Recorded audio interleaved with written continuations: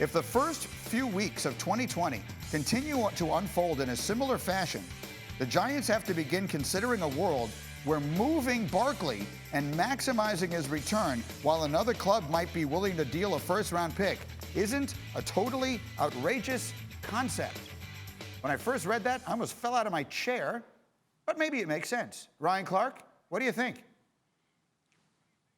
I think that's crazy. Listen, you don't work your whole life to buy the sports car that you really wanted and then get rid of it because the speed limits around your house are too low. You find ways and you find places to use it, and that's what you have to do if you're the New York Giants. Let's think back to the triplets of old times with the Cowboys. They were a terrible team in Dallas. You get Michael Irvin, you get Troy Aikman, and then you get Emmitt Smith, and you become a dynasty. You already have Saquon Barkley. You have Daniel Jones. Continue to add pieces to this one great piece that you have in the backfield. The reason Dave Gettleman drafted Saquon Barkley with the number 2 pick overall was because he was special, because he was different. And you have to find ways to use special, find ways to use different. And it's going to take great coaching by Jason Garrett. It's going to take Joe Judge to understand that, and better protection and better production from the offensive line. But you don't just quit right now because things aren't going the way that you want with Saquon Barkley. Over 2,000 total yards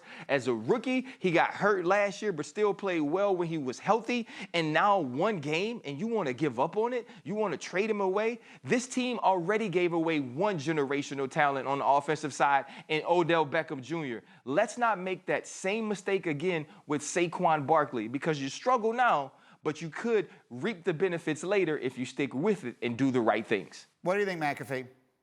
Yeah, I agree with RC here. The fact that Saquon Barkley is a pillar piece that you can build an offense around is something you would not want to get rid of. And also with Danny Dimes being there, they're both young, and Joe Judge is trying to rebuild a culture in New York for Giants football that is a successful one. Now, he's kind of come back and done old school. Obviously, they're talking about running laps.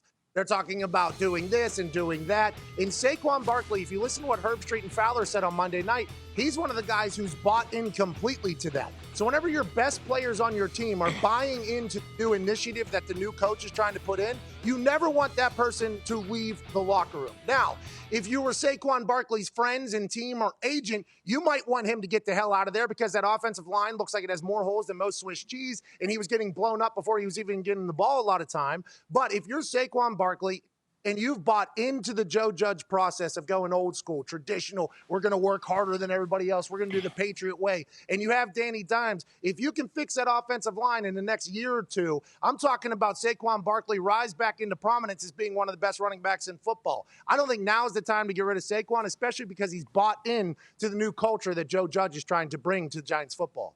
I happen to agree with both of you guys. I wouldn't trade him, but I don't think that the concept is as ridiculous as it might have seemed when I first read it. Thank you for watching ESPN on YouTube. For live streaming sports and premium content, subscribe to ESPN+.